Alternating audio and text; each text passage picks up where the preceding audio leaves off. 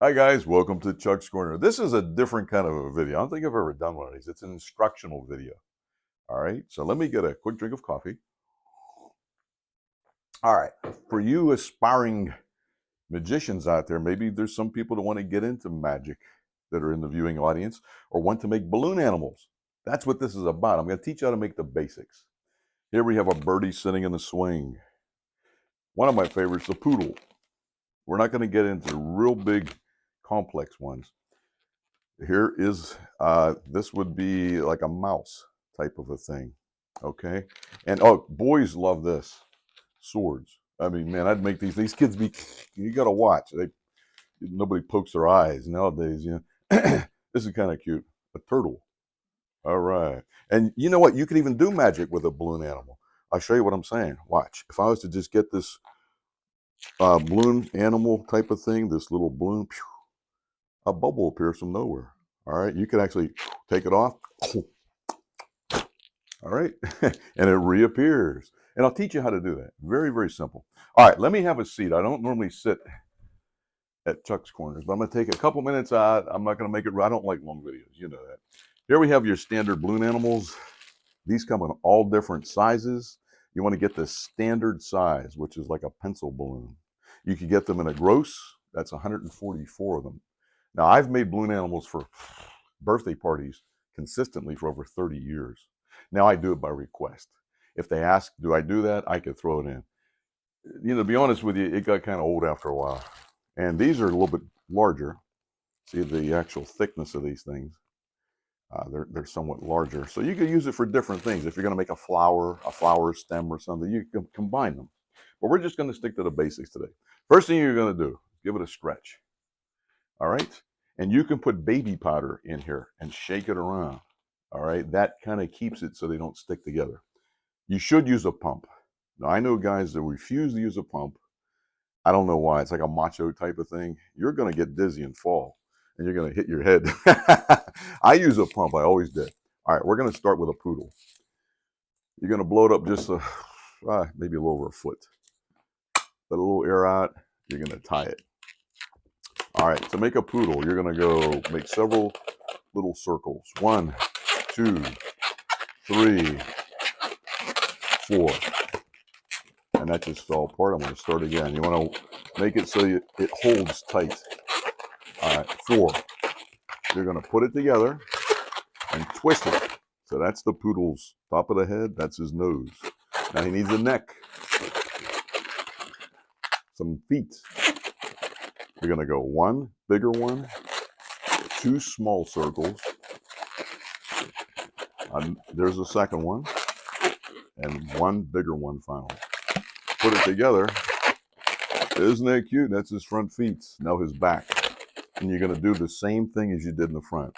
Okay. 2 larger, 2 small. The small ones go in the middle.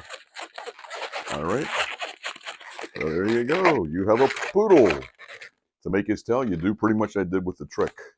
You're going to just twist it and give it a squeeze. And there you go. That's his tail. Isn't that cute? All right. That's a poodle. Let me get something you can see a little bit better here. All right. We're going to go with a sword now. A sword is very long. So you want to make this balloon animal pretty long. This balloon feels a little shaky. It might break. I've been doing this so many years. I can feel it, but it may be okay. All right. Let a little air out. Tie it. First thing you're going to do is do the handle. You can make 2 or 3 sides of the swords. If you have room, do 3. If not, I usually do 2. Because the more you use, the shorter the length of the blade will be. So you'll have a little dagger. So here's a sword. All right. This is the boys' favorites by far. All right. Now we're going to do a couple more of these real quick, okay? We're going to do a turtle. Turtle's one of my favorites. You don't want too much blown up. And it doesn't matter because you let some of the air out later for a turtle. All right, you're going to tie it off. You're going to make 5 little circles. 1, 2, 3, 4, 5. You're going to intertwine it. So that's his head. This is going to be his back. Now his shell is going to curl. You're going to tie that off. At this point, you're going to bite the end of this. All right. If you have false teeth, poke it with a needle. All right. So you're going to tie it off. This goes underneath and around his neck. Then tuck it in. You want to tuck things in. Now, to be honest with you, this is a little long up front. That looks a little hokey. I'd get a pair of scissors.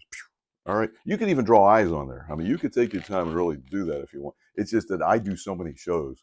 When I would make these consistent, I didn't have time to draw. I just gave it as it is. All right. Let me do one or two more. We're going to do a parrot in a swing. This is fairly complex, not real complex. I'd stick to the basic ones. Oh, and a little tip. Bring your balloon animals pre-made. If you're doing a birthday party, ask whoever hired you, how many kids are you expecting? I would get a clear plastic bag. Try not to use garbage bags. It looks a little hokey. Go to a dry cleaner, get the clear ones. And I would actually pre-make them. You don't want kids tugging on you saying, I want this, I want, it's for me anyway. I didn't like that. All right, so you do what you think is best. All right, you're gonna go one circle, a slightly larger one. Twist that around. That's his beak. That's his head. You're gonna come back, twist, wrap that around. So you're left with this weird looking thing here. You're gonna push it down and twist the whole thing and tuck it into the circle.